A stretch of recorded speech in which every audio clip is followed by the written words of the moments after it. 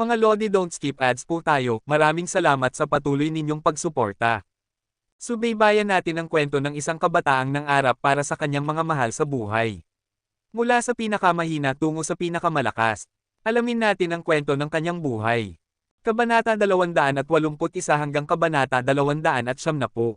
Kabanata 281. Ding! Hinawakan ni Hansen ang 3 talim na harpon sa kaliwang kamay niya at hinarang ang patalim na nasa mukha niya. Sa sumunod na sandali, habang hawak pa rin ng kalansay ang patalim patungo kay Hansen, mabilis nitong pinaikot ang braso nito pabalik at sinaksak muli si Hansen.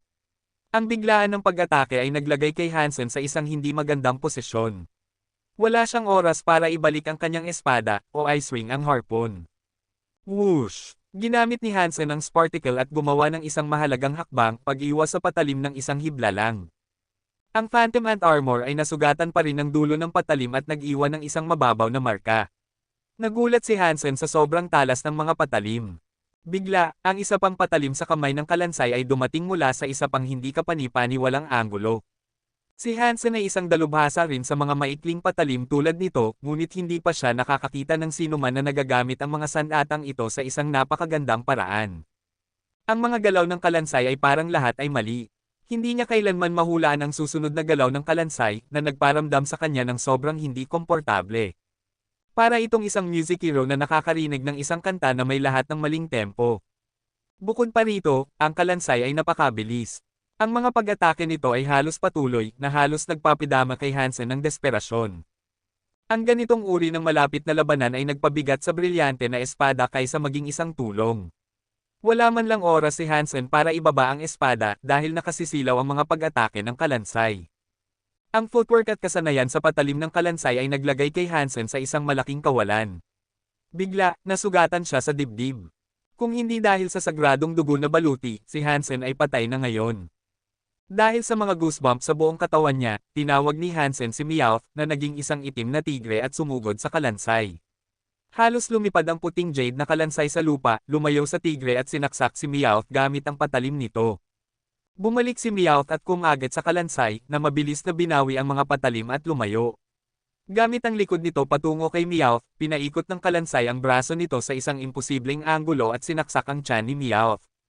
Sinamantala ni Hansen ang pagkakataon at binugbog ang espada sa kalansay, ang isa pang kamay niya ay nakahawak sa harpon upang harangan ang pag-atake patungo kay Meowth. Nakikipaglaban sa isang tao at isang pusa, ang puting jade na kalansay ay tila walang kahirap-hirap pa rin at patuloy na nagbibigay ng mga nakakatakot na pag-atake kay Hansen at Meowth. Di nagtagal, natuklasan ni Hansen na hindi magandang ideya ang pagtawag kay Meowth dahil ginamit talaga ng kalansay ang kamangha-manghang footwork nito upang limitahan ang kanilang mga galaw. Ang nilalang na ito ay isang rogue. Lihim na campaign si Hansen. Nang inaatake ni Meowth ang kalansay, mabilis itong tumakas. Sa puntong ito, kapwa siya at si Meowth ay nasugatan, habang ang kalansay ay nanatiling hindi nasaktan. Walang saysay na ipagpatuloy ang laban. Nagpasya si Hansen na umatras at mag-isip ng ibang paraan. Sa kabutihang palad, inaabala ni Meowth ang kalansay upang makatakbo ng sapat si Hansen bago niya ibalik si Meowth. Hindi iiwan ng puting jade na kalansay si Hansen mag-isa at mabilis na tumakbo sa kanya. Hindi na nagatubiling si Hansen at sumugod patungo sa landas kung saan siya nanggaling. Hindi susuko ang kalansay. Mas mabilis pa ito kay Hansen. Sa tulong ni Meowth, umatras si Hansen habang nakikipaglaban, sa huli ay nakarating sa sirang pader. Mabilis na gumapang si Hansen sa pagbubukas, at sinundan siya ng kalansay. Mamatay ka! Natuwa si Hansen nang makita ang kalansay na lumilipat sa makitid na landas, kung saan ang footwork nito ay hindi nagagana ng maayos. Mabilis na hinugot ni Hansen ang sibat ng Beetle Knight at sinaksak ito sa kalansay.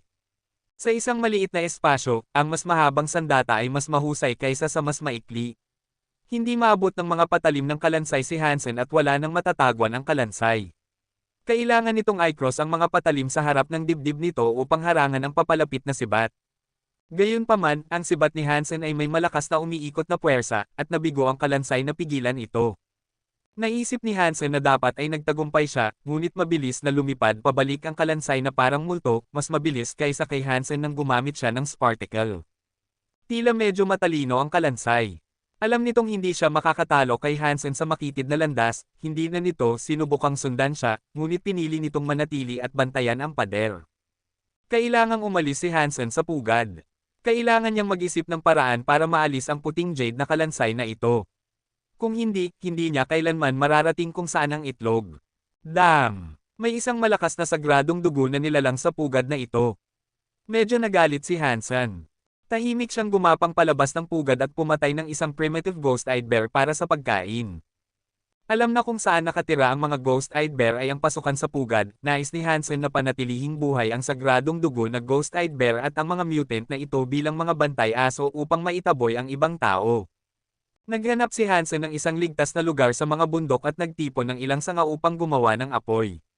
Pagkatapos ay inihaw niya ang primitive ghost-eyed bear na ang mga paa ay masarap. Gayunpaman, ang mga iniisip ni Hansen ay kung paano nakipaglaban ang puting jade na kalansay. Ang kalansay ay may hindi kapani-paniwalang mga diskarte sa mga patalim na ginagaya ang mga kasanayan sa pagpatay sa isang paraan na hindi mahulaan ng kalaban ang anumang pag-atake. Nasabi ni Hansen na ang mga diskarte na ito ay medyo naiiba pa rin sa pagpatay. Ito ay purong teknikal at hindi ginagamit ang sikolohiya ng kalaban. Gamit ang mga diskarte na ito, lumikha ang kalansay ng isang uri ng kaguluhan at ginawang imposible para sa isang tao na hatulan kung paano ito tutugon. Bilang karagdagan, ang istruktura ng kalansay ay naiiba rin sa isang normal na tao na nagpapahintulot sa kanya na makamit ang lahat ng uri ng mga galaw. Kung gusto kong patayin ito, kailangan kong maunawaan ang tempo na ito, kung hindi, hindi ako mananalo. Maingat na naisip ni Hansen ang bawat detalye ng mga laban sa kalansay, sinusubukang maghanap ng ilang mga pattern mula sa mga galaw nito. Kabanata 282. Si Shuruyan ay medyo nag-aalala na baka malaman ni Hansen ang tungkol sa life flow test. Kahit nakakaunti lang ang nakakakita ng pugad, lahat ng impormasyon ay madaling makuha sa Skynet. Kung masasabi ni Hansen na may pugad dito, magiging masamang balita iyon para sa kanya. Dahil hindi nakita si Hansen sa buong araw, medyo hindi mapakali si Shuruyan. Mabilis siyang nagtanong kay Fushan at pumunta upang hanapin si Hansen kasama siya at ang ilang iba pang lalaki. Madali nilang nahanap si Hansen. Hindi naman plano ni Hansen na magtago dahil ayaw niyang maging sobrang kaina-hinala sa kanya. Hindi naman mahina si Shuruyan at ang Green Special Squad. Kung handa silang magsakripisyo ng ilang buhay, maaari rin silang makapasok sa pugad. Sa puntong ito, hindi sila handang tumaya ng ganitong uri ng panganib at ayaw ni Hansen na itulak sila. Hindi sigurado si Hansen kung gaano kalakas ang mga tagasunod ni Shuruyan, ngunit masasabi niyang malalakas ang mga miyembro ng Green Special Squad. Batay sa pamantayan ng isang espesyal na pulutong, ipinapalagay ni Hansen na lahat sila ay kasing lakas ni Gambler. Nang dumating si Shuruyan at ang iba pa upang hanapin si Hansen, nakaupo siya sa lilam ng burol, tinatamasa ang masarap na ghost-eyed bear barbecue. Sa apoy, mas maraming karne ang nagluluto na may mantika. Sa katunayan, sinundan nila ang amoy upang mahanap siya. Mukhang nakakuha ulit si Hansen ng ghost-eyed bear. Hindi na masasabi ng iba ang antas ng ghost-eyed bear dahil pinaghiwa-hiwa na ito. Maligayang pagdating. Ano ang nagdala sa inyo rito? Hindi naman balak tumayo ni Hansen. Patuloy siyang ngumunguya ng karne ng barbecue at dinidilaan ang mga daliri niya paminsan-minsan. Napakasarap ng amoy ng barbecue sa iba. Kahit na nakakuha sila ng ilang karne mula sa mutant ghost-eyed bear na binili ni Shuruyan, maliit lang iyon. Karamihan sa karne ay itinago bilang reserba ng kanilang pagkain. Para sa mga taong hindi nakatikim ng karne sa loob ng isang taon, ang maliit na piraso ay nag-udyok lamang ng higit na kasakiman. Habang nakikita nilang kumakain si Hansen, hindi nila maiwasang mapalunok. Nakita ni Shuruyan na narito pa rin si Hansen at mas nakarelax siya. Magiging maayos ang lahat kung hindi papasok si Hansen sa pugad. Hansen, pumunta kami rito para pag-usapan ang pagbili ng mas maraming karne ng ghost-eyed bear. Dapat mong malaman na ang ghost-eyed bear ay hindi magtatagal sa sobrang dami ng tao sa grupo, nakangiting sabi ni Shuruyan. Sinusubukan lang niyang tuksuhin si Hansen na pumatay ng mas maraming mutant ghost-eyed bear. Nag-isip si Hansen at sumagot, hindi madali iyon. Nangaso ako ulit ngayon at wala akong nakitang pagkakataon para pumatay ng mutant ghost-eyed bear, kaya kinailangan kong pumatay ng isang primitive ghost-eyed bear. Magkano ang babayaran ninyo para sa isang primitive?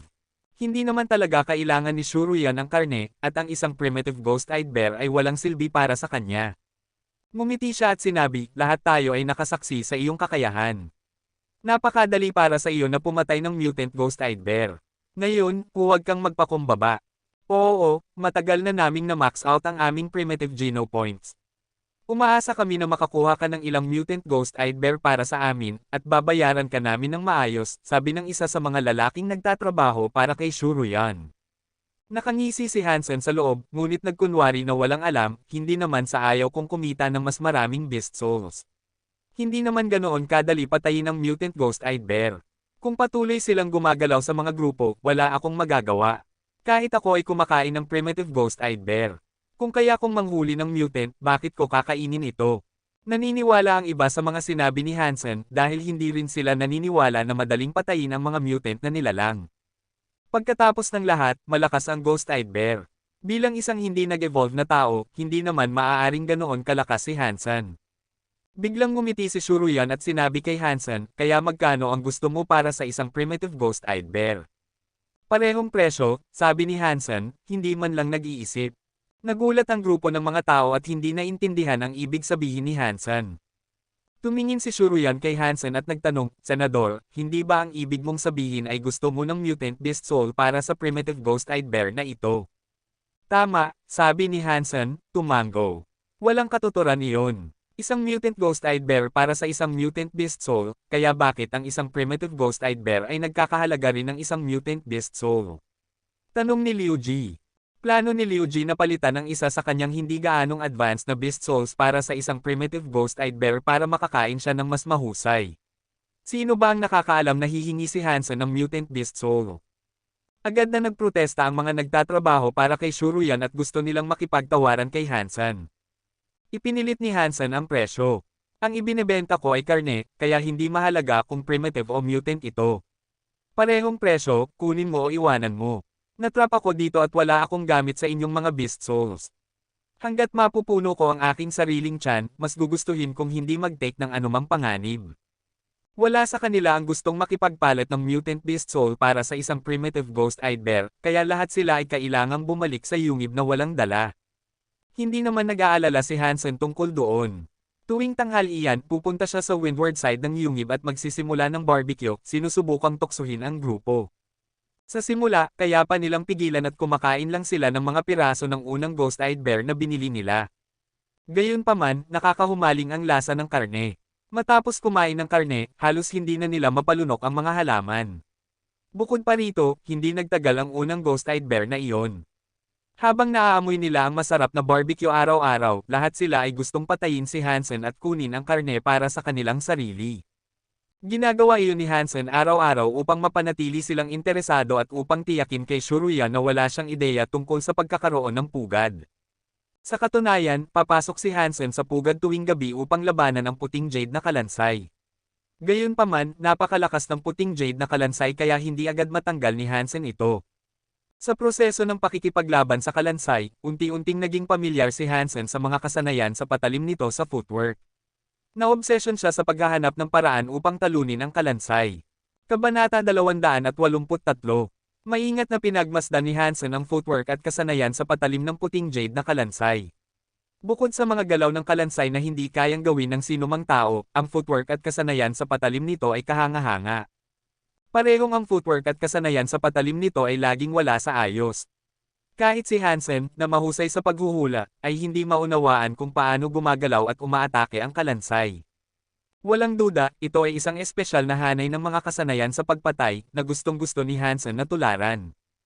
Kailangan mong kilalanin ang iyong kaaway bago mo siya matalo. At ang pinakamagandang paraan upang maunawaan ang iyong kaaway ay ang matutunan ang kanyang mga espesyal na trick.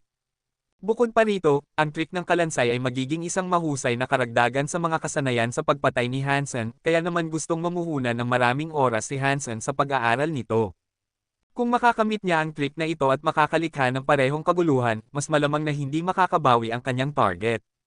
Nitong mga araw na nakikipaglaban sa kalansay, nagagamit lang ni Hansen ang tatlong talim na harpoon gamit ang isang kamay, na nagpapahina sa kanyang mga pag-atake.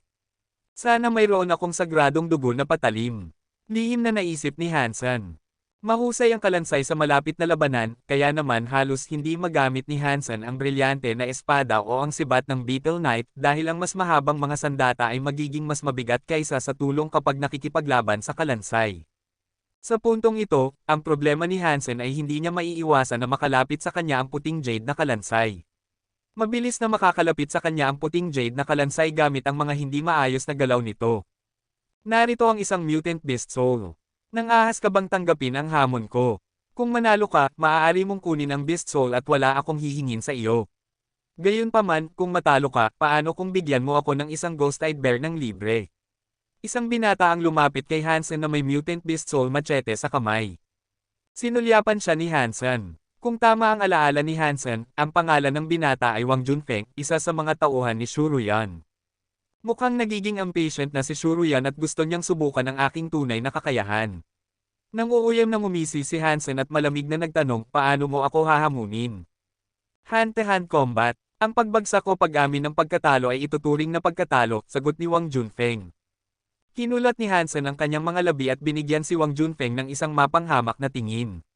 Sa aking diksyonaryo, walang ganoong salita tulad ng pagkatalo. Ang nagwagi ay matatalo at ang natalo ay mamamatay. Kung nang-ahas kang maglaro, maaari tayong makipaglaban. Kung hindi, bumalik ka sa iyong yungib. Gusto ni Shuruya na subukan ang kanyang kakayahan, at hindi iyon hahayaan ni Hansen. Hindi mabait ang babae, ngunit hindi rin niya iniisip na kaya niyang talunin ang lahat ng mga taong ito. Bukod pa rito, nasa espesyal na pulutong din siya, kaya hindi magiging angkop na patayin ang isang kliyente ng kanyang organisasyon, lalo na sa harap ng kanyang mga kasamahan. Kung hindi, mas madali lang napatayin ang babae. Narinig ni Wang Junfeng ang mga sinabi ni Hansen at namutla. Tumingin siya pabalik kay Shuruyan na nakatayo sa yungib. Pagkatapos ng ilang pag-aalinlangan, lumapit si Shuruyan at sinabi, Hansen, nagbibiroan lang kami. Bakit ka nagiging seryoso? Nagbibiroan. Tumingin si Hansen sa kanya na may kalahating ngiti. Ang isang hamon ay nangangahulugan ng buhay ng tao para sa akin. Kung gusto mo akong hamanin, malugod kang maligayang pagdating anumang oras. Malinaw ang ibig sabihin ni Hansen, kaya natahimik si Shuruyan. Pagkatapos ng mahabang panahon, lumingon siya at bumalik sa yungib. Mabilis na sumunod sa kanya si Wang Junfeng at hindi nang ahas na hawakan si Hansen. Nais ni Hansen na magkaroon sila ng lakas ng loob na makipaglaban. Dahil balak siyang saktan ng babae, malugod niyang tatanggapin ang anumang pagkakataon upang patayin ang kanyang mga tauhan. At kung ang kabilang panig ang nagsimula ng laban, wala nang dahilan ng Green Special Squad para sisihin siya. Nag-set up si Hansen ng kanyang barbecue araw-araw malapit sa yungib sa loob ng kalahating buwan. Sa wakas, may lumapit sa kanya. Si Fushan iyon, hindi si Shuruyan. Mag-isa rin siya. Para sa isang ghost-eyed bear, sabi ni Fushan at naglipat ng mutant beast soul kay Hansen. Tiningnan ng mutant beast soul na isang sibat, ngumiti si Hansen at sinabi, walang problema, bukas ng umaga ay ihahatid ko sa iyo ang ghost-eyed bear. Tumanggaw si Fushan ngunit hindi umalis. Umupo siya sa tabi ni Hansen at tahimik na sinabi, hindi ako sigurado kung nasa espesyal na pulutong ka. Anuman, dahil narito ka na, kailangan mong umasa sa rescue team ng Starry Group para makabalik. Para sa layuning iyon, subukang huwag masyadong mena si Shuruyan. Nakarinig ng praktikal na mungkahi, sinabi ni Hansen, ibig bang sabihin nito na kung magkakaroon ako ng alitan sa kanya, panig ka sa kanya. Dinala ko ang aking mga miyembro ng koponan, at isa sa kanila ay namatay na. Kailangan kong ibalik ang natitira sa kanila ng buhay, kalmadong sagot ni Fushan, nang hindi sinasagot ang tanong ni Hansen. Tumanggaw si Hansen. Naiintindihan niya ang bigat ng nasa isip ni Fushan. Pipiliin niyang gawin ang eksaktong pareho kung siya ay nasa sapatos ni Fushan. Hindi rin lubos na kinagalit ni Hansen si Shuruyan dahil alam niyang ilalagay niya ang Green Special Squad sa isang awkward na posisyon, na malamang na magdudulot ng mga kahihinatnan kapag nakabalik na si Hansen sa Alliance. Kahit na ang espesyal na pulutong ay isang organisasyon ng militar, ang kanilang pangkat ng pamamahala ay hindi makakapagligtas sa kanila mula sa isang random na isla sa God's Sanctuary. Ang tanging posibleng pagliligtas ay mula sa Starry Group dahil sila lang ang nakakaalam kung saan nagpunta si Shuruyan. Kung pinagkakatiwalaan mo ako, maaari kong makipagpayapaan sa iyo at kay Shuruyan. Kapag dumating ang rescue dito, titiyakin kong makakalabas ka sa lugar na ito kasama namin, same time na sinabi ni Fushan. Nagpapasalamat ako sa iyong kabaitan, ngunit hindi ako magpapatalo sa babae. Sa pinakamasamang sitwasyon, mamamatay ako rito dahil sa katandaan, at kahit na mas mabuti iyon kaysa sa pagmamakaawa kay Shuruyan. Hindi naman kailangan ni Hansen ang barko ng Starry Group para makabalik. Tiningnan ni Fushan si Hansen at tumayo. Isipin mo, kung may kailangan ka, hanapin mo ako. Pinanood ni Hansen na umalis si Fushan at patuloy na nag-isip tungkol sa footwork at kasanayan sa patalim ng kalansay. Naniniwala si Hansen na mabuti ang intensyon ni Fushan, ngunit hindi niya isasaalang-alang ang kanyang panukala. Kinasusuklaman ni Hansen si Shuruyan at ang Starry Group. Walang paraan na makikipagpayapaan siya sa kanila. Kung hindi ko siya sapat na blackmail, paano ko pasasalamatan ang Son of Heaven sa ginawa niya sa akin? Naisip ni Hansen na may masamang ngiti. Kabanata 284. Habang lumilipis ang panahon, mas lalong nahihirapan ang grupo ng mga tao na pigilan ang tukso ng karne. Bukod pa rito, para sa karamihan sa kanila, ang isang mutant beast soul ay hindi naman mahirap makuha. Lahat sila ay may ilang mutant beast souls at marami sa kanila ay may mga sacred blood beast souls pa nga. Ang mga hindi gaanong mahalagang mutant beast souls ay unti-unting inilipat kay Hansen para sa mga primitive ghost-eyed bear na pinatay niya. Hindi kailanman binisita ni Shuruyan si Hansen, ngunit nakipagpalitan siya sa pamamagitan ni Fushan. Alam ito ni Hansen ngunit wala siyang sinabi. Ang plano ni Hansen ay gamitin muna ang mga primitive ghost-eyed bear para makuha ang kanilang mga hindi gaanong mahalagang mutant beast souls. Matapos masira ni Hansen ang itlog, magsisimula siyang pumatay ng mga mutant ghost-eyed bear para makipagpalitan ng kanilang mga mahahalagang mutant beast souls. Sa ganitong paraan, mas maraming pakinabang ang makukuha niya kaysa sa simpleng pagpatay sa mga taong ito. Kapag nagbayad si Shuruyan ng malaking halaga para makapasok sa pugad, matutuklasan niya na wala na ang itlog. Nagtataka si Hansen kung ano ang magiging itsura ng mukha niya sa oras na iyon. Sa loob ng 3 buwan na ito, mas marami pang natutunan si Hansen tungkol sa kakaibang footwork at kasanayan sa patalim ng kalansay at nakakita ng liwanag. Kung hindi dahil sa interes ni Hansen na matuto pa tungkol sa mga trick ng kalansay, maaari na niya itong pinatay kalahating buwan na ang nakakaraan.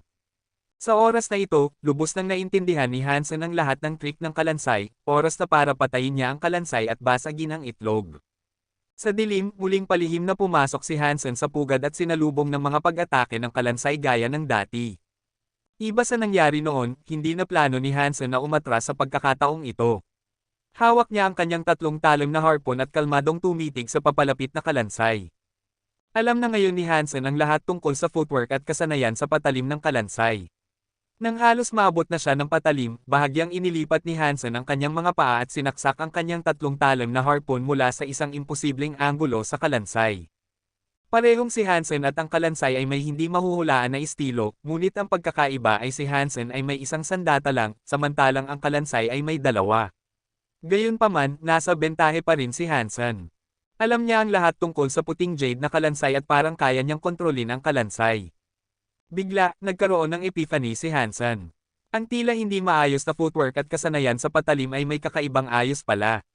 Dahil ang pag-unawa ni Hansen sa ayos ay masyadong mababaw kaya naramdaman niyang wala ito sa ayos. Matapos ang 3 buwan ng pag-aaral, sa wakas ay naunawaan ni Hansen ang ayos ng kawalan ng ayos, at nakakuha ng mas malalim na pag-unawa sa ritmo at ayos. Gamit ang epiphany na ito, lubos na napabuti ni Hansen ang kanyang paraan ng pag-iisip. Ang footwork at kasanayan sa patalim ng kanyang kalaban ay biglang naging boring sa kanyang mga mata. Walang pag-aalinlangan, gumawa si Hansen ng isang mabangis na hakbang. Nang sandaling madikit niya ang kalansay, ang bungo ng kalansay ay lumipad pataas sa hangin. Ang pares ng mga patalim nito ay hindi nakasakit kay Hansen, at ang kakaibang footwork nito ay hindi ito inilayo sa 3 talim na harpon. Sacred Blood Creature Skeleton King killed. No beast soul gained. Meat inedible. Hindi nabigo si Hansen na hindi siya nakakuha ng beast soul o karne dahil ang natutunan niya sa loob ng 3 buwan ay mas mahalaga kaysa sa isang sacred blood beast soul o karne. Bukod pa rito, ang Sacred Blood Skeleton King ay may isang pares ng mga gears. Iba sa Golden Axe at Iron Hammer, ang pares ng mga buto na patalim ay maaaring ibenta sa isang hindi kapani-paniwalang presyo. Nasa parehong antas sila ng brilyante na espada, bukod pa rito ay magkapares pa sila. Matapos pahalagahan ang kanyang mga bagong sandata ng ilang sandali, inilagay ni Hansen ang mga ito at nagpatuloy. Sa buong pugad, wala siyang nakasalubong na ibang nilalang. Matapos makarating sa dulo ng pugad, nakakita si Hansen ng isang translucent ellipsoid na nakalagay sa itim na dingding ng bato. Sa loob ng ellipsoid, tila may kumikislap na liwanag. Ang ellipsoid ay mas matangkad kaysa sa kanya, at eksaktong kapareho ng mga itlog na ipinakita sa Skynet. Tiningnan ito ni Hansen at ginamit ang brilyante na espada upang putulin ito. Crack! Ang ellipsoid ay naputulan sa kalahati at ang likido na parang pandikit ay umagos mula rito. Egg broken. Identifying beast soul. Ang boses ay iba sa boses pagkatapos ng normal na pagpatay. Hindi agad nakuha ni Hansen ang Beast Soul. Nabasa rin ni Hansen ang bahaging ito sa Skynet. Matapos masira ang itlog, ang makukuhang Beast Soul ay magiging random. Kahit na posible na makakuha ng anumang bagay sa pagitan ng isang ordinaryong Beast Soul hanggang sa isang Sacred Blood, batay sa karanasan ng ibang tao, karamihan sa mga tao ay nakakakuha ng Sacred Blood Beast Souls, maliban sa ilang mga mahirap na Diablo. Pagpalain nawa ako ng Diyos. Huwag mo akong gawing isa sa mga mahirap na Diablo, sabihin mo sa akin na ito ay isang Sacred Blood Beast Soul, nanalangin si Hansen. Kahit na napakaliit ng tsansa, posible pa rin para kay Hansen na makakuha ng isang hindi gaanong advanced na Beast Soul. Bago makita ang Beast Soul, medyo kinakabahan si Hansen. Matapos manalangin, huminto si Hansen dahil bigla siyang napaisip ng isang bagay. Kung ang Beast Soul na makukuha mula sa pagbasag ng isang itlog ay random, posible rin bang makakuha siya ng isang Super Beast Soul mula rito? Noong nakaraan, hindi alam ni Hansen ang pagkakaroon ng mga super creature. Ngunit ngayon dahil nakakita na siya ng isang super creature, dapat mayroong kaukulang Super Beast Soul. Dahil random ito, maaari na rin namang makakuha si Hansen ng Super Beast Soul.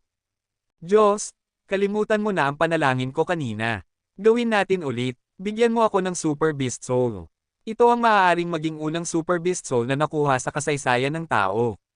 Kailangan mo akong tulungan. At ang iba pang mga Diyos din, magiging masunurin ako sa inyong lahat kung bibigyan ninyo ako ng Super Beast Soul. Mabilis na binawi ni Hansen ang kanyang sariling kahilingan at nanalangin pa. Ang likido mula sa nabasag na itlog ay nagsimulang lumiwanag at unti-unting nagsama-sama sa isang bagay na parang holographic image. Pinanood ni Hansen ang Beast Soul na nabubuo sa harap niya ng hindi kumukurap at patuloy na nanalangin, Super Beast Soul, kailangang Super Beast Soul. Boom! Nang sandaling opisyal na mabuo ang Beast Soul, ito ay naging anino at pumasok sa isip ni Hansen. Kasabay nito, narinig niya ang pamilyar na boses. Kabanata 285. Beast Soul Identified. Sacred Blood Beast Soul Flame Lieutenant gained. Medyo nadismaya si Hansen na hindi siya nakakuha ng Super Beast Soul, ngunit naintindihan niya na normal lang na hindi manalo sa sugal. Maganda rin ang Sacred Blood Beast Soul. Tinawag ni Hansen ang Beast Soul na nakuha niya. Sa isang bola ng apoy, lumitaw ang isang nilalang na katulad ng demonyo sa harap ng mga mata ni Hansen. Nagninangas ito ng pulang apoy at mukhang medyo mahiwaga. Uri ng Beast Soul ng Flame Lieutenant, Aura. Habang tiningnan ang apat na letra na, Aura, nawala ang pagkadismaya ni Hansen. Sa halip, siya ay lubos na natuwa. Ang apat na letra ay tila isang biyaya sa mga mata ni Hansen. Ang pagiging bihira ay hindi nagsimula upang ilarawan ang kakulangan ng Beast Soul Aura.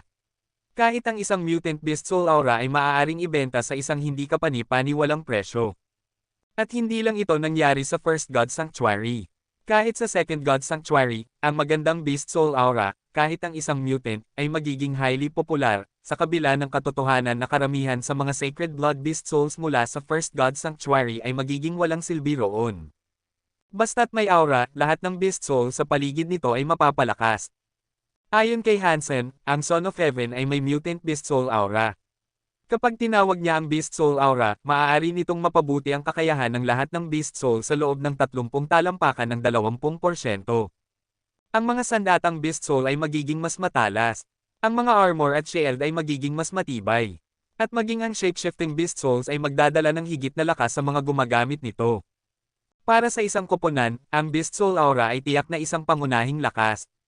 Kapag ang isang koponan ay nanghuhuli, kung mayroon silang Beast Soul Aura, ang kanilang kahusayan ay madodoble.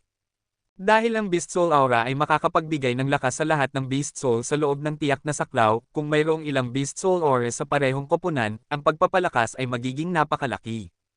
Sa kasamaang palad, ang mga Aura Beast Souls ay napakabihira na sa buong Steel Armor Shelter, tanging ang Son of Heaven lang ang may Mutant Beast Soul Aura. Kahit si Wang Fu Pingqing na may kumpanya na nagnenegosyo ng Beast Souls ay walang mga Beast Soul Ores na ibinebenta. Lahat ng mga koponan ay nagnanais na magkaroon ng isang Aura Beast Soul, kaya't sa pagdadala ng isang Aura sa Second God Sanctuary, maraming mga bihasang tao ang mag-aanyaya kay Hansen na sumali sa kanilang mga koponan. Ang mga Aura Beast Souls ay tiyak na ang pinakamahalagang uri sa lahat ng Beast Souls dahil ang kanilang mga function ay napaka-popular. Hindi inaasahan ni Hansen na makakakuha siya ng Beast Soul Aura dahil napakahirap makuha ang mga ito. At ang nakuha niya na ito ay isang Sacred Blood na nagdala sa kanya ng napakalaking kaligayahan. Haha, nagtagumpay ang aking mga panalangin. Ang isang Beast Soul Aura ay magpapasikat sa akin saan man ako magpunta. Ipinagdiwang ni Hansen. Masyado nang huli at ibinalik ni Hansen ang Flame Lieutenant at lumabas ng pugad.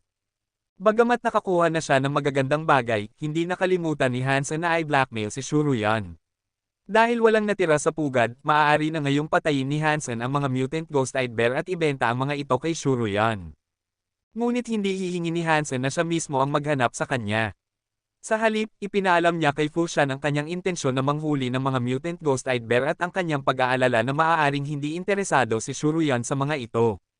Matapos sabihin ni Fushan kay Shuruyan ang mga saloobin ni Hansen, natuwa si Shuruyan at pumayag na bilhin ang kahit ilang mutant Ghost-Eyed Bears na kayang hulihin ni Hansen. Bagamat sa puntong ito lahat ay may mga natitirang mahalagang mutant Beast Souls, hindi na inisip ni Shuruyan ang mga Beast Souls na pagmamay-ari niya nang marinig ang balita na si Hansen ay malapit ng pumatay ng mga mutant Ghost-Eyed Bears. Nangako siyang bibilhin ang lahat ng mutant Ghost-Eyed Bears na mahuhuli ni Hansen. Isang mutant Beast Soul para sa isang mutant Ghost-Eyed Bear, at kukunin niya ang mga ito lahat. Bagamat mahalaga ang mga mutant Beast Souls, wala silang halaga kumpara sa makukuha nila pagkatapos pumasok sa pugad.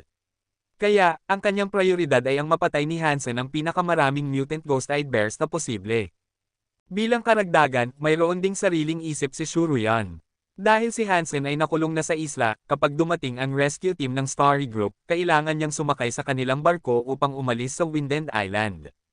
Sa puntong iyon, kung hihilingin niyang ibalik ang lahat ng Beast Souls, tiyak na susunod siya. Hindi alintana kung gaano siya kalakas, hindi nais ni Hansen na mamatay sa isla na ito sa katandaan.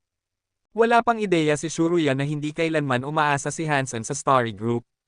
Hanggang ngayon, hindi siya umalis dahil hindi siya sigurado sa lokasyon ng Green Island.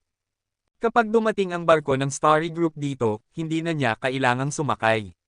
Basta't sundan lang niya ang mga ito mula sa malayo, maaari siyang lumipad patungo sa Green Island. Ang tanging alalahanin ni Hansen sa puntong ito ay kung hindi magpapadala ang Starry Group ng rescue team. Sa kasong iyon, kinakailangan niyang hulaan ang lokasyon ng Green Island na magiging mas mapanganib. Alam ni Hansen na kung papatayin niya ang masyadong maraming mutant Ghost-Eyed Bear sa isang pagkakataon, magiging masyadong mahina ang grupo ng Ghost-Eyed Bears. Kung gayon, hindi nakakailanganin ng iba na bumili ng Ghost-Eyed Bears mula sa kanya at maaari na lamang nilang piliing manghuli sa kanilang sarili. Dahil hindi pa narito ang Starry Group, hindi pa makakalabas si Hansen sa isla. Dahan-dahan niyang pinatay ang isang mutant Ghost-Eyed Bear tuwing ilang araw upang makipagpalitan para sa isang mutant Beast Soul. Pagkatapos ng isang buwan, nang makuha ni Hansen ang ikapitong mutant Beast Soul mula kay Shuruyan, nagsimula ng pag-usapan ni Shuruyan at Fushan ang tungkol sa pagpunta sa pugad. Ayon sa kanyang pagtataya, panahon na upang matapos ng Starry Group ang pagsasanay sa mga bagong tauhan at ipadala ang mga ito rito. Kailangan niyang maunahan ang mga tao sa Beast Soul sa itlog. Kung hindi, wala siyang makukuhang anuman sa biyahe na ito na maaaring makasama sa kanyang posisyon sa Starry Group. Kabanata 286. Naramdaman din ni Hansen na panahon na para kumilos si Shuruyan, kaya hindi niya inaasahan na mag-uutos siya ng 3 mutant Ghost-Eyed Bears mula sa kanya. Talagang puno ng mayayamang tao ang Starry Group. Naisip ni Hansen habang inisip na drained na ang kanyang pinagkukunan ng kita, at hindi niya naisip na si Shuruyan ay isang malaking spender. Pumatay si Hansen ng 4 na mutant Ghost-Eyed Bear sa isang araw. Ibinente niya ang 3 sa kay Shuruyan at itinago ang isa para sa kanyang sarili upang mapataas ang kanyang mutant Geno points. Sa araw na iyon, nag-enjoy sina Shuruyan at ang iba sa isang pagkain ng Mitsuto, pagkatapos ay nagmadali silang pumunta sa pugad. Hindi nag-aalala si Hansen at patuloy na tinatamasa ang kanyang barbecue. Mukhang wala siyang balak na sundan si Shuruyan. Nawala ang tanging alalahanin ni Shuruyan nang makita niyang hindi siya napansin ni Hansen. Pinangunahan niya ang grupo at pinabilis ang kanilang lakad.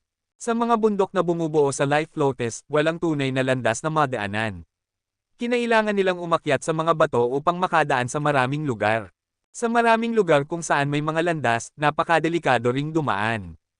Ang mga landas ay hindi hihigit sa isang talampakan ng lapad, at sa isang slip, maaaring mahulog at mamatay.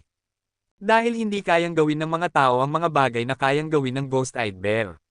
Bukod pa rito, sa karagatan, nawala ang kanilang mga climbing equipment at ang isa sa mga miyembro ng grupo na may Sacred Blood Wings, na nagpasiguro na mas mahirap ang kanilang sitwasyon. Pagkapasok sa life lotus, agad silang napansin ng mga ghost-eyed bears, na ang malalaking katawan ay parang hangin na dumadampi sa matatarik na bangin. Nang makita ang grupo ng mga ghost-eyed bears na sumugod sa kanila, inutusan ni Shuruyan ang lahat na humanap ng ligtas na lugar at maghanda para sa laban. Ang mga mutant ghost-eyed bears ang pinakabanta sa kanila, habang ang mga primitive ay hindi gaanong problema. Sa puntong ito, dahil karamihan sa mga mutant ghost-eyed bears ay pinatay na ni Hansen, kaya't kaya nilang makayanan ito. Nanatili ang grupo ng mga tao sa isang medyo patag na platform at pinatay ang lahat ng mga ghost-eyed bears na lumalapit sa kanila. Matapos ang higit sa isang taon ng pagpigil, ibinuhos ng grupo ang lahat ng kanilang galit sa mga nilalang na ito.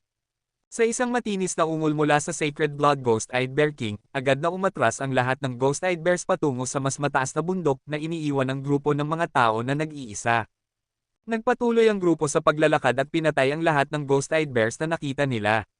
Dahil sa kakulangan ng mga mutant Ghost-eyed Bears, hindi na sila gaanong banta. Ang Sacred Blood Ghost-eyed Bear ay sumugod sa kanila mula sa mga bangin ng may galit, ang puting balahibo nito ay kumikislap na parang pilak. Nakatayo na si Hansen sa tuktok ng isang mataas na bundok, pinapanood ang laban habang kumakain ng barbecue. Nagtataka siya kung paano balak ni Shuruyan na harapin ang Sacred Blood Ghost-eyed Bear. Sa mga bundok na tulad nito, hindi gaanong espasyo para makagalaw ang mga tao. Upang makipaglaban sa isang malakas na Sacred Blood creature, kailangan magkaroon ng Sacred Blood Wings. Habang nag-iisip si Hansen ng iba't ibang mga posibilidad, bigla niyang nakita ang katawan ni Shuruyan na naging isang higanteng higit sa 12 talampakan ang taas. Itinaas niya ang isang kamao at sinadyang sinuntok ang Sacred Blood Ghost-eyed Bear. Ang kanyang kamao ay parang pangbayo at tumama ng malakas sa Sacred Blood Ghost-eyed Bear. Napakalakas ng katawan ng Sacred Blood Ghost-eyed Bear. Maliban kung gagamit ng Sacred Blood Weapon, halos hindi ito masasaktan. Gayunpaman, sa suntok ni Shuruyan, ang mga braso ng Sacred Blood Ghost-eyed Bear na itinataas nito upang ipagtanggol ang sarili ay nabali, at pagkatapos ay nagpatuloy ang higanteng kamao sa pagtama sa dibdib ng Sacred Blood Ghost-eyed Bear. Nagsalansa ng ribcage ng Sacred Blood Ghost-eyed Bear. Dumura ito ng dugo, at nahulog ang Ghost-eyed Bear mula sa bangin at malapit ng mamatay. Samantalang si Shuruyan ay mabilis na bumalik sa kanyang normal na laki at bumalik sa kanyang sarili. Mukha siyang medyo mapatla. Si Hansen ay naguluhan at hindi naintindihan kung anong klaseng beast soul ang ginamit ni Shuruyan. Sa pagtingin sa kanyang mukha, hindi niya akalaing magagawa niya iyon muli. Hindi na nakapagtataka na hindi kailanman naglaan ng pag-iisip si Shuruyan sa Sacred Blood Ghost-eyed Bear, ngunit labis na natatakot siya sa mga mutant. Dahil maaari lang niyang gamitin ang kamangha-manghang beast soul ng isang beses, hindi siya makakapag-aksaya sa mga mutant ghost-eyed bears, kundi kailangan niyang itago ito para sa Sacred Blood na isa. Wala nang oras si Hansen upang mag-isip. Mabilis niyang tinawag ang Hornbow at ang mutant Black Stinger Arrow, tinutok sa nahuhulog na Sacred Blood Ghost-eyed Bear at pinaputok ito. Ang itim na arrow ay dumaan sa kalangitan na parang kidlat.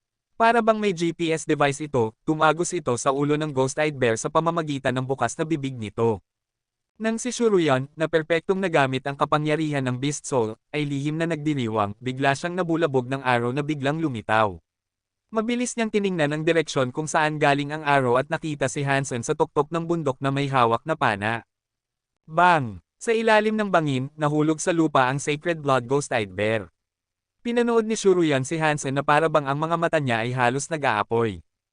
Dahil hindi narinig ni Shuruyan ang boses na nagsasabi sa kanya na napatay ang Sacred Blood Ghost-eyed Bear, malinaw na ang kill ay nakapasa sa ulo ni Hansen. Si Hansen ay masayang-masaya na parang halos natatawa ng malakas. Mukhang tuwing ninanakaw niya ang huling kill, palagi siyang nakakakuha ng Beast Soul. At hindi ito isang pagbubukod. Sacred Blood Ghost-eyed Bear killed. Beast Soul of Sacred Blood Ghost-eyed Bear gained. It's me to gain 0 to 10 Sacred Geno points randomly. Anong magandang ani? Sayang at hindi sila nasaktan. Walang pagkakataon para patayin si Shuruyan, sabi ni Hansen na may buntong hininga. Ibinato ni Shuruyan si Hansen ng may sensinang tingin, nagngangalit ang mga ngipin at walang sinabi. Nagpatuloy sila sa paglalakad patungo sa pasukan ng pugad at nagsimulang bumaba. Partikular na nag-ayos si Shuruyan ng ilang tao upang bantayan ang pasukan, upang hindi makasunod si Hansen sa kanila sa loob. Kabanata 287. Wala nang balak si Hansen na sundan sila sa loob ng pugad na alam niyang halos walang laman. Sa puntong ito, bumaba na si Hansen mula sa bundok at tumakas kasama ang patay na Sacred Blood Ghost-eyed Bear.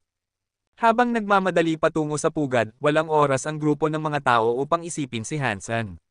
Sa kabilang banda, naniniwala sila na hindi ganoon kadali para kay Hansen na bumaba sa bangin. At kahit na nakalabas siya kasama ang katawan, wala siyang ibang pupuntahan kundi ang isla, kaya lagi nilang mahahanap siya sa kalaunan. Gayunpaman, nakalipad na si Hansen kasama ang katawan bago pa man sila nakapagsalita. Nang bumaba ang grupo sa pugad, natagpuan nilang basag na ang berdeng ginto na pader. Pagpasok nila, dahil walang mga patay na nilalang at ang mga selula ay buo pa, mayroon pa silang kaunting pag-asa. Nang makarating sila sa itlog at makita nilang basag na rin ito, bumagsak ang kanilang mga puso. Hansenador, papatayin kita. Naging baliw si Shuruyan at nais niyang hanapin si Hansen. Gayunpaman, walang makahanap sa kanya sa puntong ito. Maging ang katawan ng Sacred Blood Ghost-Eyed Bear ay nawala na. Ayaw ni Shuruyan na maniwala sa katotohanang wala siyang nakuha habang si Hansen ay nakakuha ng lahat. Dinala niya ang kanyang koponan upang hanapin ang buong isla, ngunit tuluyan ng Nagelshao si Hansen. Naguluhan at galit, walang ideya ang sinuman kung saan nawala si Hansen. Sa katunayan, si Hansen ay umalis lamang sa katawan ng Sacred Blood Ghost-Eyed Bear sa karagatan upang magtago ng ilang panahon. Pagkatapos ng paghahanap, bumalik siya sa Windend Island, nakahanap ng isang napakamatagilid na bangin, at nagsimulang kumain ng karne ng Sacred Blood. Karne ng Sacred Blood Ghost-Eyed Bear na kinain. Isang Sacred Geno Point ang nakuha. Tuwing nakakakuha siya ng Sacred Geno Point, labis na nasasabik si Hansen. Matapos niyang kainin ang buong Ghost-Eyed Bear, nadagdagan siya ng 5 pang Sacred Geno Points. Ngayon, mayroon na siyang 66 na Sacred Geno Points. Sa loob ng ilang panahon, iniiwasan ni Hansen ang grupo ng mga tao. Sa dahilang puno ng mga bundok ang isla, masyadong maliit ang grupo upang lubos na masuri. Bilang karagdagan, nang naghahanap sila noon, naisip na nilang wala na si Hansen sa isla. Kung hindi, imposibleng mawala ang Sacred Blood Ghost-Eyed Bear mula sa isla. Hindi pa lumipas ang kalahating buwan mula nang tapusin ni Hansen ang pagkain sa Sacred Blood Ghost-Eyed Bear nang makita niya ang isang fleet na papalapit sa isla. Bawat barko ay may logo ng Starry Group. Hindi alam ni Hansen kung ano ang sinabi ni Shuruyan sa rescue team. Isang araw pagkatapos, umalis ang fleet mula sa isla. Sinundan ni Hansen ang fleet mula sa malayo. Ang mga barko ay umaasa lamang sa hangin upang maglayag at hindi masyadong mabilis. Ang kailangan lang ni Hansen ay panatilihing nasa kanyang paningin ang fleet. Sa katunayan, iniisip ni Hansen na masyadong mabagal ang fleet. Gayunpaman, walang modernong teknolohiya na pinapayagan sa God Sanctuary, kaya't natural lamang na mabagal ang mga barko. Sa loob ng halos isang buwan, hindi nakatagpo si Hansen ng anumang panganib at paminsan-minsan ay kumain ng ilang nilalang sa dagat. Tungkol sa Sacred Blood Marine Beast na binanggit ng grupo, hindi pa ito nakita ni Hansen. Marahil ay natakot ito sa fleet. Sa wakas, naunawaan ni Hansen na nang dumating ang grupo ng mga tao dito, tiyak na pumasok sila sa isang katulad na fleet. Gayunpaman, nakatagpo sila ng isang Sacred Blood Marine Beast at tanging isang barko lamang ng fleet ang nakarating sa kanilang destinasyon. At ang barkong iyon ay bumagsak din sa huli. Isang araw, sa wakas ay nakita ni Hansen ang isang piraso ng lupa at labis na natuwa. Nang lumapag siya sa lugar na nakita niya, napagtanto niyang ito ang Green Island na binanggit ng grupo ng mga tao. Gayunpaman, hindi ito isang tunay na isla, kundi isang peninsula na nakakabit sa mainland. Sa peninsula, mayroong green shelter. Ginamit ni Hansen ang teleport device sa green shelter upang makabalik sa Black Hawk. Halos isang taon na siya mula nang pumasok sa God Sanctuary. Nais ni Hansen na malaman kung ano na ang nangyari sa kanyang mga kaibigan at sa Steel Armor Special Squad. Pagbalik sa kanyang dorm, labis na nalugod ang lahat ng kanyang mga kasama sa silid nang makita siya. Inisip nilang tiyak na namatay si Hansen sa God Sanctuary batay sa tagal ng kanyang pagkawala. Sa panahong ito, karaniwan na ang ganitong mga pangyayari. Kakaunti ang mga tao ang nakakapagbalik pagkatapos mawala ng matagal.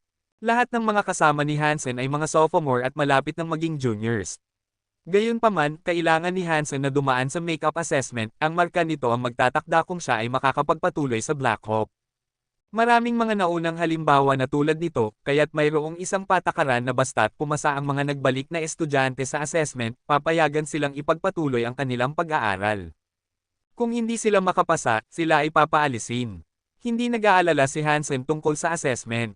Kinuha niya ang kanyang comlink at nakita ang maraming hindi nasagot na tawag, ang karamihan sa mga ito ay mula kay Jianran.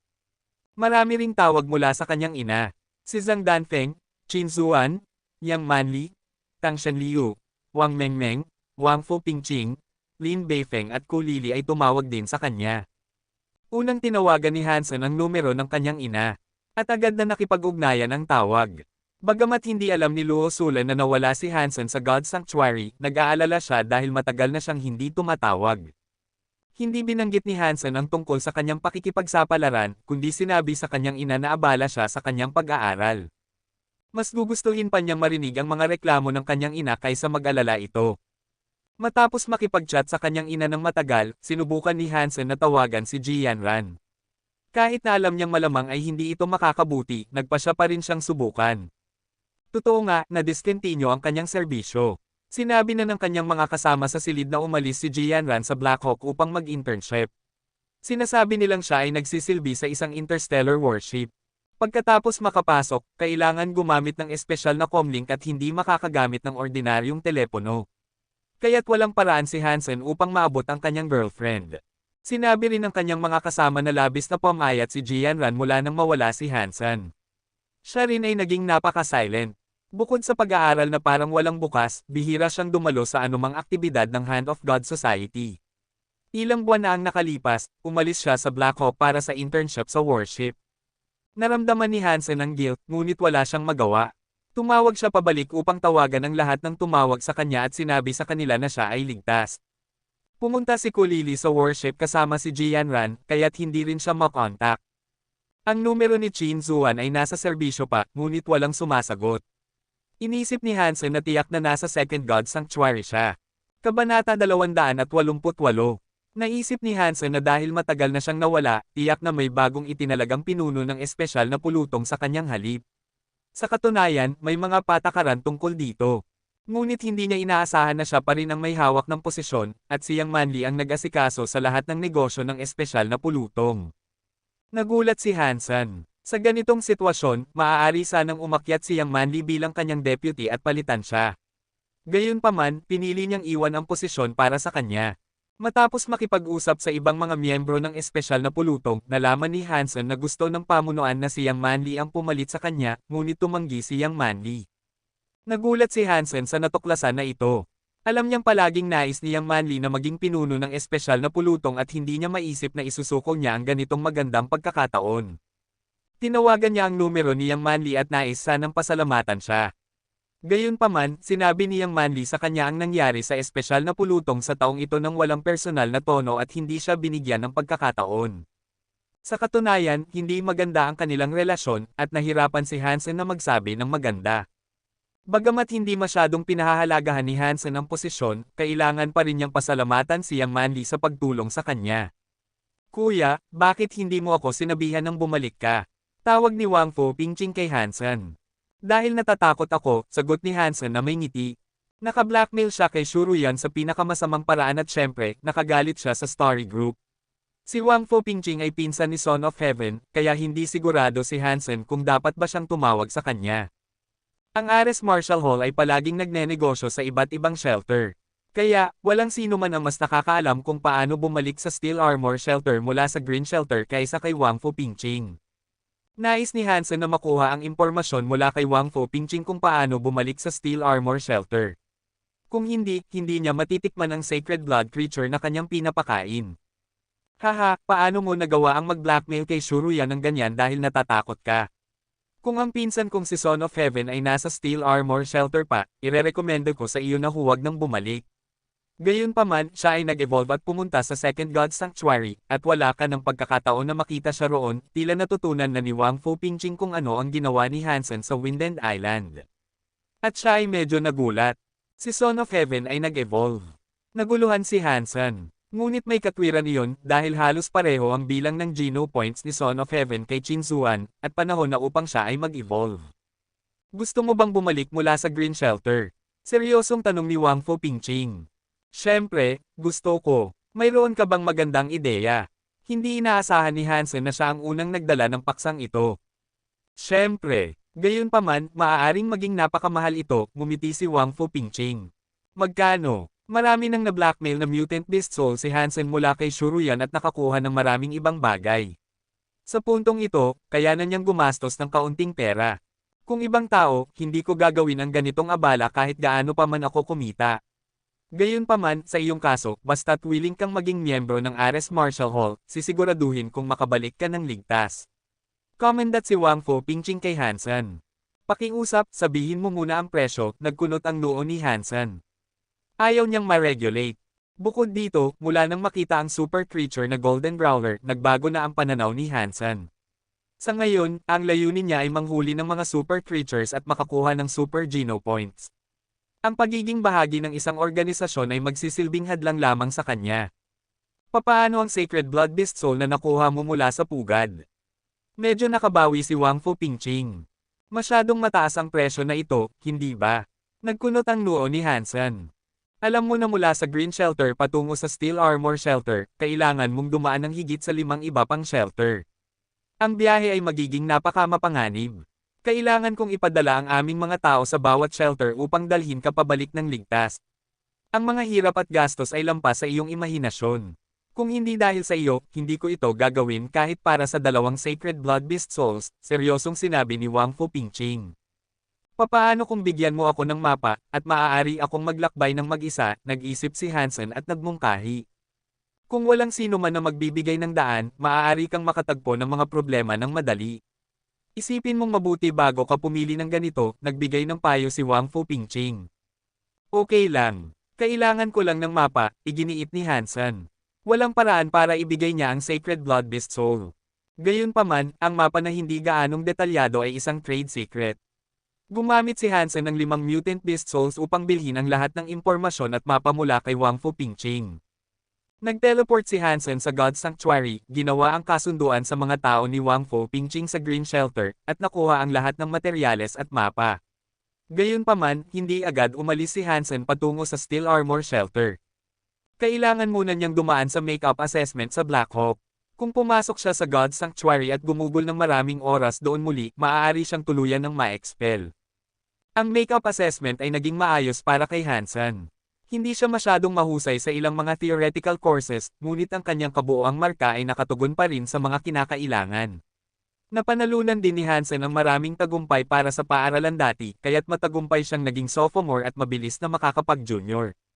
Siyempre, na-miss ni Hansen ang lahat ng Military Academy League contests at ang Chosen Contest sa God Sanctuary, kung saan wala siyang pakialam, dahil ang tanging naiisip niya sa ngayon ay ang mga super creatures at super Geno points.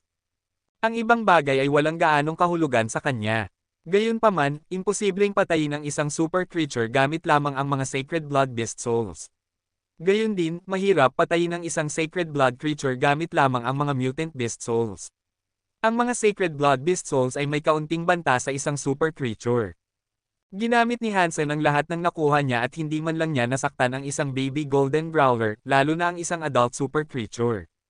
Sa napakaraming iniisip, napagpasyahan ni Hansen na bukod sa pag-max out sa lahat ng uri ng Geno points, ang isang bagay na makabuluhang makakapagpataas ng posibilidad ng tagumpay ay ang Hyper Geno Art.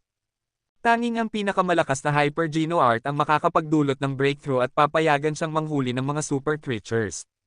Marahil ay magiging unang tao akong mag-max out sa Super Geno points sa kasaysayan ng tao. Ganap na nakatuon si Hansen sa Super Geno points at hindi na niya ma-distract ang sarili sa iba pang bagay. Paano patayin ang isang super creature ang pinakamahalagang tanong sa kanyang isipan? Kabanata 289. Wala namang impormasyon tungkol sa mga super creature sa Skynet o sa mga insider materials ng espesyal na pulutong. Malamang na hindi pa nakakapatay ang mga tao ng super creature hanggang ngayon. Marahil ay may mga taong nakakasalubong ng mga super creatures. Ngunit dahil hindi nila ito kayang patayin, hindi nila malalaman na ito ay isang super creature, at iisipin na lang nilang ito ay isang napakalakas na Sacred Blood creature. Nang unang makita ni Hansen ang Golden Growler, naisip din niyang ito ay isang malakas na Sacred Blood creature at hindi niya napagtanto na mayroong mas mataas na antas. Dahil walang datos, kailangan umasa si Hansen sa kanyang sarili upang patayin ang mga super creatures. Dahil walang paraan para makakuha ng Super Beast Soul, kailangan ni Hansen na magsanay ng mas malalakas na Hyper Geno Arts. Maaaring ma-max out ni Hansen ang kanyang Sacred Geno Points isang araw, tiyak na mangyayari iyon. Gayunpaman, kahit na ma-max out ang 4 na uri ng Geno Points, hindi naniniwala si Hansen na magiging banta siya sa anumang super creature. Kailangan maging mas malakas si Hansen upang mapatay ang isang super creature. Matapos makita kung gaano kalakas ang Golden Growler, may ideya na si Hansen kung anong uri ng lakas ang maaaring maging banta sa isang super creature. Ang tanging pag-asa ni Hansen sa puntong ito ay ang Hyper Geno Arts. Nagsasanay siya ng Jad Esken, ngunit hindi ito isang Hyper Geno Art na madaling matutunan. Kung nagsimula si Hansen mula sa kanyang pagkabata, marahil ay mas malaki ang kanyang pag-unlad. Gayunpaman, medyo huli na siyang nagsimula, at nangangailangan ng panahon para maging mas malakas siya. Sa ngayon, mayroon pa ring 5 S-Class Saintful licenses si Hansen. Sa nakalipas na taon, binigyan siya ng espesyal na pulutong ng halos 100 puntos na maaari ring ipagpalit sa S-Class licenses o Geno Solutions. Gayunpaman, wala siyang ideya kung aling Hyper Geno Art ang makakapagpataas ng kanyang lakas ng malaki. Nahanap ni Hansen ang numero ni Bai Yishan mula sa kanyang comlink. Bilang isang propesor at maester sa St. Hall, si Bai Yishan ay bahagi ng maraming research program ng mga Hyper Geno Arts. Walang sino man ang mas nakakaalam ng mga Hyper Geno Arts kaysa sa kanya. Nagpasya si Hansen na humingi ng tulong sa kanya. Natutuwa si Bai Yishan nang makita si Hansen. Palagi niyang binabantayan si Hansen at mas partikular kung paano ginamit ni Hansen ang Yin-Yang Blast at inilapat ito. Nang unang mawala si Hansen, patuloy na tinatanong ni Bai Yishan ang presidente ng Blackhawk tungkol kay Hansen. Gayunpaman, matagal nang nawala si Hansen kaya naisip ni Bai Yishan na may nangyari sa kanya. Nakakagulat, bumalik si Hansen na nagpasaya kay Bai Yishan. Maraming tanong ang itinanong niya kay Hansen tungkol sa kanyang pagsasanay ng Yin-Yang Blast. Inilaan ni Hansen ang kanyang oras at sinagot ang lahat ng tanong ni Bai Yishan. Pagkatapos noon, nagtanong si Hansen, Propesor, mayroon po akong ilang tanong tungkol sa mga Hyper Geno Arts na nais kong itanong sa inyo. Mayroon po ba kayong 1 minuto? Ano ang nais mong itanong? Tanong ni Bai Yishan. Gusto kong malaman, sa lahat ng Hyper Geno Arts na maaaring sanayin ng mga hindi nag-evolve, alin ang may pinakamalaking destructive power? Tanong ni Hansen. Ang destructive power ay isang malabo na termino. Nag-isip si Bai Yishan at nagsabi, halimbawa, ang Yin-Yang Blast na iyong sinasanay ay maaaring maging napaka-destructive kung gagamitin mo ito ng tama. Maaari mo ring gamitin ang isang Mutant Beast Soul Weapon upang patayin ang isang Sacred Blood creature gamit ang Hyper Geno Art na iyon. Hindi ba sapat iyon? Nakakalungkot na ang gusto kong patayin ay mas malalakas na Sacred Blood creatures, naisip ni Hansen. Ngumiti siya ng mapait, inayos ang kanyang mga salita, at nagsabi, sabihin na natin, mayroon bang Hyper Geno Art na hahayaan akong putulin ang shell ng isang Sacred Blood Crystal Shell Turtle gamit ang mga kamay ko. Ang Sacred Blood Crystal Shell Turtle ay isang nilalang na kilala sa matigas na shell. Tinawag ito ng mga tao na pinakamatibay na Sacred Blood creature sa First God Sanctuary. Sa palagay ni Hansen, ang balahibo ng Golden Growler ay dapat na mas matibay kaysa sa shell ng Sacred Blood Crystal Shell Turtle. Gayunpaman, hindi niya ito mailalarawan kay Bai Yishan, kaya naisip niya ang isang halimbawa. Ang pagpunit sa shell ng Sacred Blood Crystal Shell Turtle nang walang tulong ng anumang kasangkapan ay halos imposible, kahit para sa mga taong naka-max out na sa lahat ng uri ng Geno Points. Narinig ni Bai Yishan ang tanong ni Hansen at nagsimulang mag-isip. Walang Hyper Geno Art na makakapagpataas ng lakas ng isang tao ng malaki upang magawa iyon. Nagkunot ang noo ni Hansen. Kung hindi man niya kayang putulin ang shell ng pagong, mas malamang na hindi niya mapatay ang Golden Growler. Nag-isip si Bai Yishan at sumagot, madaling makamit iyon kung magsasanay ka ng mga Hyper Geno Arts para sa mga evolvers. Maraming Hyper Geno Arts na nagbabago sa iyong mga cell sa katawan ang makakapagdulot ng epektong inilarawan mo. Gayunpaman, ang mga Hyper Geno Arts para sa mga hindi nag-evolve, wala akong maisip. Hansen, bakit mo ito tinatanong sa akin? Hindi mo kailangang gawin iyon. Gamit ang anumang Sacred Blood Beast Soul Weapon, mapatay mo ang anumang makita mo sa First God Sanctuary. Kapag nag-evolve ka at pumunta sa Second God Sanctuary, magiging natural na ang lahat para sa iyo. Nagtataka na tumingin si Bai Yishan kay Hansen. Personal na kagustuhan lang ito. Walang Hyper Geno Art na makakapagpagawa sa akin yan. Iginiit ni Hansen. Kung walang Hyper Geno Art na makakatulong sa kanya na magawa iyon, ang maaari lamang niyang asahan ay ang mga Super Beast Souls. Gayunpaman, ang pinagmula ng mga Super Beast Souls ay nanatiling isang problema.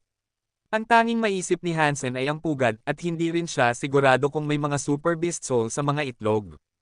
Sa katunayan, hindi mo na kailangang isipin ang lahat ng iyon. Kung mahusay mong gagamitin ang Yin Yang Blast, magagamit mo ang Yin Force upang tumagos sa shell ng pagong at basagin ang mga panloob na organo ng Sacred Blood Crystal Shell Turtle. Iminungkahi ni Bai Yishan, nasisiyahan sa katotohanan siya ang nag-imbento ng Yin Yang Blast. Lihim na umiling si Hansen. Kung gagana iyon, hindi na niya kailangang mag-abala. Kaya niyang saksakin ang mata ng Baby Golden Growler, ngunit hindi man lang niya ito nasaktan gamit ang Yin Yang Blast. Kahit na ang pinakamahina ng mga mata ay napakatigas, may isip lang ni Hansen na ang Baby Golden Growler ay may mas matibay na panloob na mga organo. Kung wala siyang sapat na lakas sa simula pa lang, kahit na may Yin Force, hindi niya masasaktan ang mga organo nito. Propesor, walang Hyper Geno Art na makakapagpataas ng lakas ng isang tao sa isang hindi kapani-paniwalang antas. Kailangan itanong ni Hansen. Nang makita ang pagkadismaya sa mukha ni Hansen, hinawakan ni Bai Yishan ang kanyang baba at nag-isip ng matagal bago siya nagsalita, hindi ko masasabing wala, pero...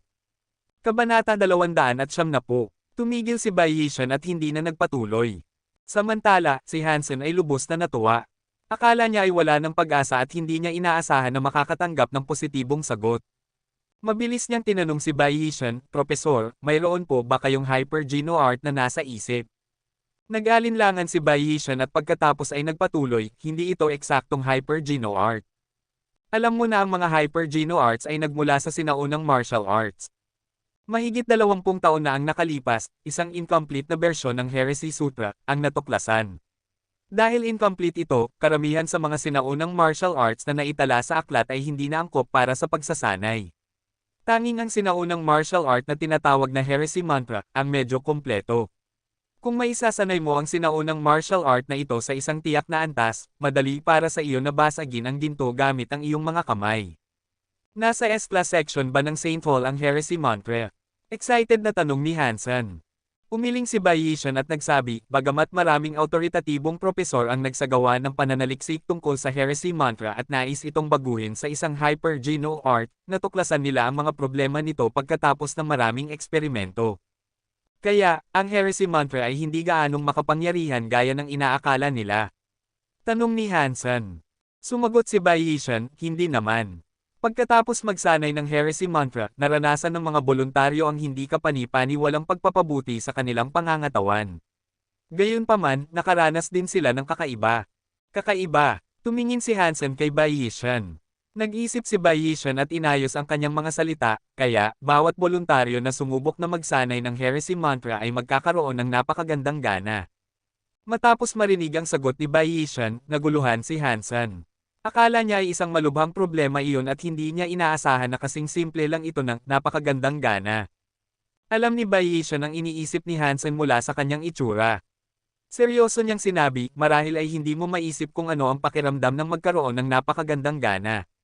Ganito ko ilalarawan, ang normal na tao ay mabubusog, ngunit ang mga nagsasanay ng Heresy Mantra ay mawawala ng pakiramdam ng pagkabusog. Kahit gaano karami ang nasa tiyan na niya, magugutom pa rin siya. Sa 6 na voluntaryo na sumubok na magsanay ng Heresy Mantra, 2 ang halos mapuno hanggang sa mamatay. Nang tumigil sila sa pagsasanay ng Heresy Mantra, unti-unting nawala ang pakiramdam ng gutom. Kaya, gumagana ba ng maayos ang Heresy Mantra? Tanong ni Hansen. Hindi ko alam. Ang sagot ni Bai Yishan ay nagpapahinto muli kay Hansen. Sinabi ni Bai Yishan kanina na ang Heresy Mantra ay napaka-epektibo. Naintindihan ni Bai Yishan ang iniisip ni Hansen at nagpaliwanag, pagkatapos magsanay ng Heresy Mantra, nakasaksi ang 6 na voluntaryo ng malaking pagpapabuti sa kanilang bilis at lakas. Gayunpaman, dahil sa hindi matiis na gutom, lahat sila ay sumuko sa pagsasanay. Dahil wala sa kanila ang nakarating sa unang yugto ng Heresy Mantra, ang pagpapabuti sa kanilang pangangatawan ay nawala kasama ang kanilang pakiramdam ng gutom. Sasabihin ko na kailangan mong makarating sa unang yugto upang malaman kung paano gumagana ang Heresy Mantra. Kaya, walang ibang nagsasanay ulit ng Heresy Mantra. Hindi mapigil ang tanong ni Hansen. Marami kaming mga voluntaryo na nagsanay nito, ngunit wala sa kanila ang nakalampas sa gutom.